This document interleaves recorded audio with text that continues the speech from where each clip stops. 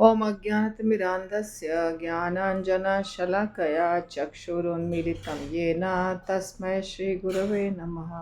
श्रीचैतन्यमनोभीष्टं स्थापितं येन भूतले स्वयं रूपः कदा मह्यं ददाति स्वपदान्तिकं वन्देऽहं श्रीगुरो श्रीयुतपदकमलं श्रीगुरून् वैष्णवांश्च श्रीरूपं साग्रजातं सहगणा रघुनाथान्वितं तं सजीवं साद्वैतं सावधूतं परिजनसहितं कृष्णचैतन्यदेवं श्रीराधाकृष्णपादान् सहगणा ललिता श्रीविशाखान्वितांश्च।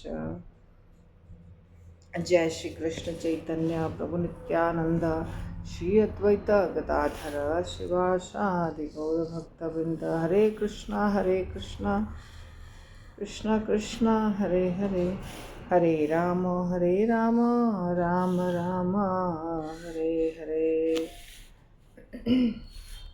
चैतन्य चरितामृत आदि लीला अध्याय 4 और श्लोक संख्या मैं रोज खोलने के बाद देखती हूँ और बताती हूँ। तो हम लोग कर रहे थे 81 नंबर 81। ओके। तार मध्य ब्रजे नाना भाव रस भेद कृष्ण के कराए रासादिक लीला स्वादे। ठीक है। तो गोपियों के बारे में श्रील प्रभुपाद की जय। गोपियों के बारे में, रानियों के बारे में और लक्ष्मी जी, इन सब के बारे में चर्चा हो रही है। तात्पर्य में कहते हैं कि इतने प्रकार की जो सहचर्या हैं, मतलब कृष्ण के साथ जो इतने प्रकार की शक्तियां हैं, ये सब शक्तियां हैं। जैसे रामचंद्र जी के साथ उनकी शक्ति सीता माता, नारायण भगवान के साथ उनकी शक्ति लक्ष्मी जी, कृष्ण भगवान के साथ उनकी शक्ति राधा रानी या रुक्मिणी या सत्यभामा। तो ये सब कुछ शक्ति कहा जाता है, शक्तिमान और शक्ति। तो शक्तिमान और शक्ति जो हैं एक ही होते हैं, पर लीला बढ़ाने के लिए दो रूप लिए हुए होते हैं।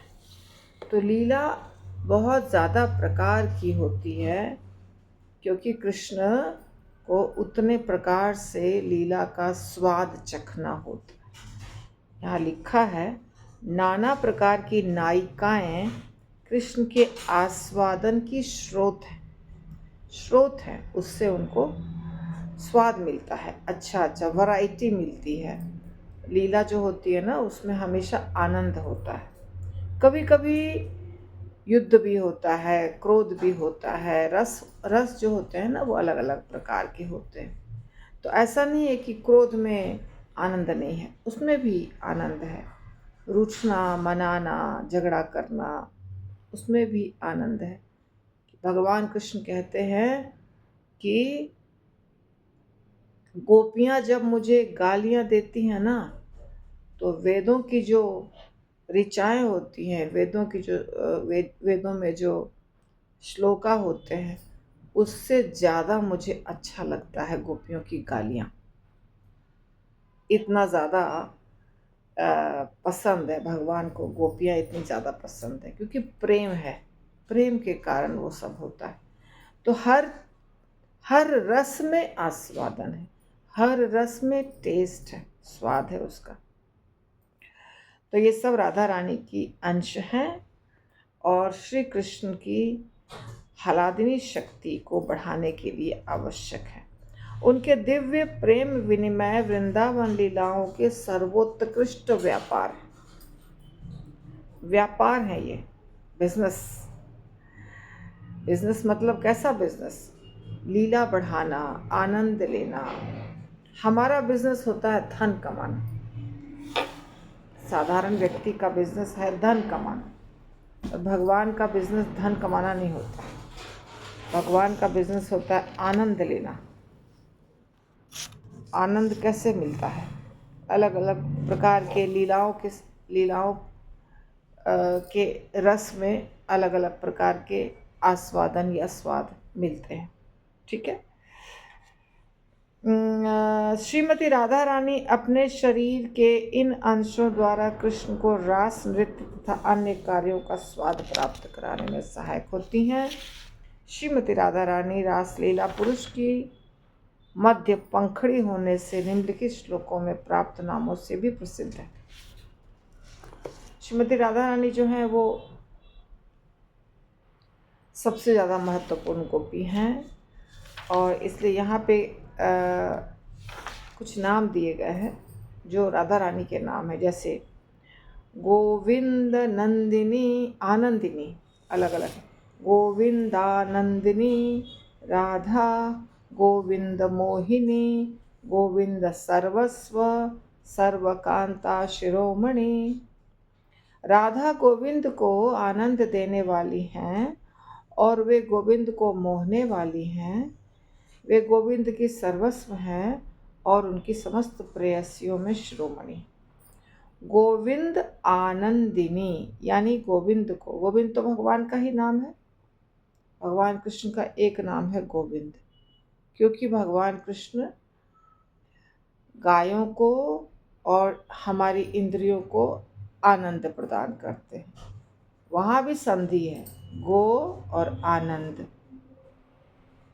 गो प्लस आनंद, गोविंद। गोविंद जो नाम बना है तो गोविंद यानी आनंद देते हैं। किसको? गो का मतलब होता है इंद्रियां और गो का ही मतलब होता है गाय। तो गायों को आनंद देते हैं भगवान और हमारी इंद्रियों को आनंद देते हैं भगवान। हमारी सारी इंद्रियां तृप्त हो जाती हैं। आँखें कृष्ण को देखकर तृप्त हो जाती हैं, कान कृष्ण को सुनकर तृप्त हो जाती हैं। शरीर का हर हिस्सा, जैसे अम्बरीश महाराज सेवा करते थे ना भगवान की। क्यों करते थे सेवा? क्योंकि उनके हर अंग से भगवान, अम्बरीश महाराज के हर अंग से भगवान की सेवा होती थी। ऐसा इसलिए करते थे वो क्योंकि शरीर को आनंद भगवान के सेवा से मिलेगा, मन को आनंद भगवान की सेवा से मिलता है। तो इसीलिए उनका नाम है गोविंद। लेकिन गोविंद को आनंद कौन देता है? हम लोग भी देते हैं थोड़ा थोड़ा आनंद। हम लोग छोटे भक्त हैं तो छोटा सा आनंद देते हैं, लेकिन जो बहुत बड़े भक्त होते हैं वो बहुत ज़्यादा आनंद देते हैं।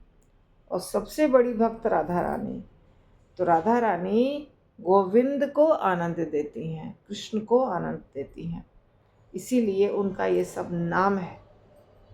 गोविंदानंदिनी राधा, गोविंद मोहिनी, मोहित करने वाली, गोविंद को जो आकर्षित कर लेती हैं, मोहित कर लेती हैं।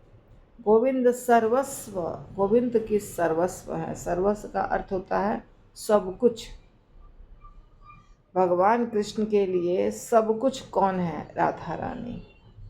सर्वकांता शिरोमणि यानी जितनी भी कांताएं हैं, जो भगवान के सहचरियाँ होती हैं, उनको कांता भी कहते हैं। मतलब कांता एक शब्द है। कांता का मतलब होता है गोविंद, भगवान के साथ, उनके कॉन्सॉर्ट बोल सकते हैं आप इंग्लिश में। तो उनके साथ रहने वाली प्रेमिका। तो सर्वकांता शिरोमणि यानी जितनी भी प्रेमिकाएं हैं, जितनी भी पत्नियां हैं, लक्ष्मियां हैं, प्रेमिकाएं हैं या गोपियां हैं, सबकी शिरोमणि यानी सबकी सर्वश्रेष्ठ, सबसे ऊंची जो है वो राधा रानी, ये नाम है। इसके बाद है देवी कृष्णमयी प्रोक्ता राधिका पर देवता सर्वलक्ष्मी मयी, मयि सर्वकांति सम्मोहिनी परा। दिव्य देवी श्रीमती राधा रानी भगवान श्री कृष्ण की अर्धांगिनी है। कुछ लोग कहते हैं कृष्ण के साथ तो विवाह ही नहीं हुआ है भगवान का, सॉरी राधा रानी का, अब भगवान के साथ राधा रानी का तो विवाह ही नहीं हुआ है। पर ऐसा नहीं है, एक नंबर तो दोनों एक ही हैं। और फिर भी अगर देखेंगे इन आँखों से, भौतिक दृष्टि से भी देखेंगे तो भी विवाह हुआ है, ब्रह्मा जी ने कराया है उनका विवाह। हाँ, तो ब्रह्मा जी ने उनका विवाह कराया है भांडीर वन। वृंदावन में एक वन है जिसका नाम है भांडीर वन, और भांडीर वन में बहुत बड़ा बरगद का वृक्ष है। आप अगर जाएंगे तो अभी आपको अभी भी दिखाई देगा। वो वृक्ष असली असली जो होता है वट वृक्ष, उसके जड़ से उसके ब्रांच जो होते शाखाएं जो होती हैं उनसे और भी निकल जाते हैं वृक्ष, वो है असली। तो ख़त्म हो गया, 5000 वर्ष पुराना नहीं रह सकता है, तो वो वृक्ष अभी भी है। और वही वृक्ष के नीचे राधा और कृष्ण का विवाह कराया था ब्रह्मा जी ने। तो वहाँ पे आपको मंदिर में मिलेगा राधा कृष्ण के विग्रह विवाह होता हुआ, ऐसा मिलेगा आपको। तो यहाँ कह रहे हैं कि राधा रानी भगवान की अर्धांगिनी है। अर्धांगिनी यानी आधा अंग। वे समस्त लक्ष्मियों में प्रमुख हैं। वे सर्वाकर्षक, भगवान को आकर्षित करने के सारे आकर्षणों से युक्त हैं। वे भगवान की आदि अंतरंगा शक्ति हैं। ये कहाँ से लाया गया है श्लोक? बृहत गौतमीय तंत्र से उद्धृत है। देवी कृष्णमयी प्रोक्ता राधिका परदेवता, सर्व लक्ष्मीमयी सर्वकांति सम्मोहिनी परा। शास्त्र का है ये कृष्णदास कविराज गोस्वामी ने नहीं लिखा है। बृहत गौतमीय तंत्र यानी गौतम ऋषि ने लिखा है। तो गौतम ऋषि ऐसा कह रहे हैं कि राधा रानी सर्वकांता, सारे लक्ष्मियों से सर्वश्रेष्ठ, सम्मोहिनी, जो ऊपर लिखा है ना उसी टाइप का है। ऊपर कृष्णदास कविराज गोस्वामी ने लिखा है, और जैसे गोविंद आनंदिनी राधा, गोविंद मोहिनी, गोविंद सर्वस्व, सर्वकांता शिरोमणि, यही अर्थ यहाँ भी है। जैसे यहाँ पे ऊपर में है सर्वकांता शिरोमणि, और इस श्लोक में सर्वकांति सम्मोहिनी। फिर यहाँ पे देखिए राधिका परदेवता, देवी कृष्ण में सर्व लक्ष्मीमयी सर्वकांति, तो सिमिलर टाइप ऑफ मीनिंग है। तो सम्मोहिनी मोहित करती हैं कृष्ण को। गोविंद मोहिनी और सम्मोहिनी एक ही है अर्थ। गोविंद मोहिनी पिछले श्लोक में था, सम्मोहिनी इस श्लोक में है। मोहित करती हैं। बोलते हैं एक और नाम है भगवान का मदन मोहन, और राधा रानी का नाम है मदन मोहन मोहिनी। मदन मोहन मोहिनी, मदन मोहन को जो मोहित कर लेती हैं, कौन है वो? राधा रानी। कृष्ण को मोहित, कृष्ण बहुत सुंदर हैं, तो कृष्ण के सुंदरता को देख करके कामदेव मोहित हो जाते हैं। कामदेव का दूसरा नाम है मदन, क्यूपिड। क्यूपिड यानी मदन या कामदेव। कामदेव कृष्ण के सुंदरता को देख के मोहित हो जाते हैं, क्योंकि कामदेव, वैसे तो कामदेव सबसे ज़्यादा सुंदर है, परंतु कृष्ण को जब देखते हैं तो उनको लगता है ऐसा भी होता है क्या, इतना सुंदर भी होता है क्या कोई। पर कामदेव ये नहीं समझते हैं कि मुझे तो कृष्ण ने ही बनाया है, फिर मैं कृष्ण के बराबर कैसे हो सकता हूँ। तो कृष्ण को देख करके वो एकदम सम्मोहित हो जाते हैं। पर वो कृष्ण जो कामदेव को भी मोहित कर लेते हैं, उनको राधा रानी मोहित कर लेती हैं अपने सुंदरता से। तो और भी सारे गुणों से मोहित करती हैं, पर सुंदरता से भी। तो इसलिए राधा रानी का नाम है मदन मोहन मोहिनी। फिर आगे लिखते हैं, देवी कही द्योतमाना, देवी कही द्योतमाना परमा सुंदरी, किंबा कृष्ण पूजा क्रीडा रवसती नागरी। देवी का अर्थ है ज्योतिमय तथा परम सुंदरी, अथवा इसका अर्थ हो सकता है कृष्ण की पूजा एवं उनकी प्रेम क्रीड़ाओं का धाम। कृष्ण पूजा क्रीडाड़ वसती नागरी। कृष्ण पूजा क्रीडाड़, कृष्ण की पूजा एवं उनकी प्रेम क्रीड़ाओं का धाम है राधा रानी। धाम, जहाँ सब कुछ होता है वैसा ही कुछ होता है, और कुछ होता ही नहीं है, उसको कहते हैं धाम, जहाँ निवास होता है उसका। कृष्ण का धाम अगर कहे कृष्ण का धाम क्या है तो सब लोग कहेंगे वृंदावन। कृष्ण का धाम वृंदावन, राधा रानी कृष्ण का धाम वृंदावन। जगन्नाथ भगवान का धाम क्या है? जगन्नाथपुरी। जगन्नाथपुरी। भगवान राम का धाम क्या है? अयोध्या नगरी। तो यहाँ पे क्या बताया जा रहा है? कृष्ण की पूजा एवं कृष्ण क्रीड़ा, लीला, क्रीड़ा मतलब लीला, कृष्ण की लीलाओं का धाम है राधा रानी। और राधा रानी है ज्योतिमय तथा परम सुंदरी, बहुत आकर्षक। राधा रानी का रंग है सोने के जैसा। कैसा सोना? पिघलता हुआ सोना, एकदम चमकीला। तो वैसा सोना जब पिघल रहा हो तो जो कलर दिखता है वैसा कलर है राधा रानी का।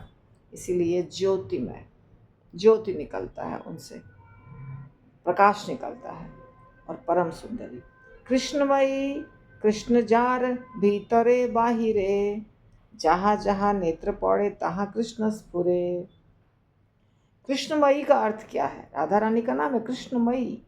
तो कृष्णमयी का अर्थ क्या है? जिसके भीतर और बाहर कृष्ण हो। वे जहाँ भी दृष्टिपात करती हैं वहीं उन्हें कृष्ण दिखते हैं। राधा रानी का प्रेम कैसा है कृष्ण के प्रति? हमें मंदिर जाना होता है कृष्ण को देखने के लिए। राधा रानी को हर जगह कृष्ण दिखाई देते हैं। अब आप देखिए, राधा रानी का भाव जब लेकर आए थे चैतन्य महाप्रभु, तो उनको सब जगह कृष्ण दिखते थे।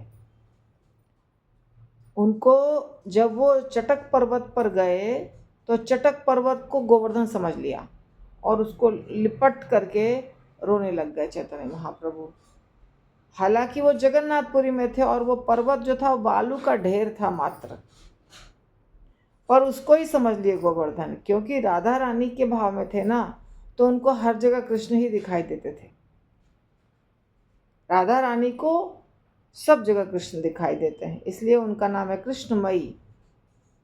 कृष्णमयी यानी अंदर तो पूरा कृष्ण है ही, बाहर भी सब जगह कृष्ण दिखाई दे रहा है, क्योंकि जो आपके मन में रहता है वही आपके सामने आपको नज़र आता है। जो हमारी सोच रहती है उसी दृष्टि से हम हर चीज़ को देखते हैं।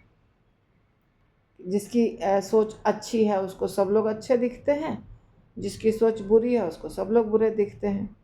तो जिसकी सोच में सिर्फ और सिर्फ कृष्ण है उनको हर जगह कृष्ण दिखाई देगा। जब चैतन्य महाप्रभु गए थे गया, और गया से आए थे नदिया दीक्षा लेकर के, हाँ, गया में ही दीक्षा हुई थी ना उनकी पहली वाली दीक्षा। तो कटवा नहीं, संन्यास दीक्षा नहीं, जो पहले गए थे फर्स्ट टाइम अपनी दीक्षा लेकर आए थे चैतन्य महाप्रभु, तो उनको वो पढ़ाते थे, वो टीचर थे, नदिया में बच्चों को पढ़ाते थे। निमाई उनका नाम था, निमाई, और पढ़ाते थे बच्चों को। तो जितनी पढ़ाई कराते थे, जितना सारा दिन हर सब्जेक्ट को कृष्ण से जोड़ देते थे, सारे शब्दों को कृष्ण से जोड़ देते थे, सारे विषयों को, अलंकार है, छंद है, उस समय यही सब पढ़ाई होती थी। तो जितनी चीज़ें थी सबको कृष्ण से जोड़ देते थे। सब बोलते थे ये पूरा पगला गया है, हर चीज़ को कृष्ण से जोड़ देता है। अभी हमको पढ़ाई करनी है, उसको भी सबको कृष्ण से जोड़ रहे हैं, क्योंकि अगर आप सच्चे भक्त हैं तो आप सच में जोड़ेंगे। सच्चाई तो यही है ना कि दुनिया की हर चीज़ तो कृष्ण से ही कनेक्टेड है। हमें क्यों नहीं लगता है? क्योंकि हम कृष्णमय नहीं हैं, राधा रानी कृष्णमय है, इसलिए राधा रानी को हर जगह कृष्ण दिखाई देते हैं, अंदर भी बाहर भी। इतो नरसिंहा परतो नरसिंहा, यतो यतो यामि ततो नरसिंहा, बहे नरसिंहा हृदये नरसिंहा। क्यों ऐसा बोला गया है? अगर व्यक्ति भक्त है तो उसको अंदर भी भगवान, बाहर भी भगवान, कण कण में भगवान, पत्ते पत्ते में भगवान, हर जीव में भगवान, ऐसा ही दिखता है। ठीक है, तो हमारा समय हो चुका है, हम अब इसके आगे करेंगे कल। हरे कृष्णा।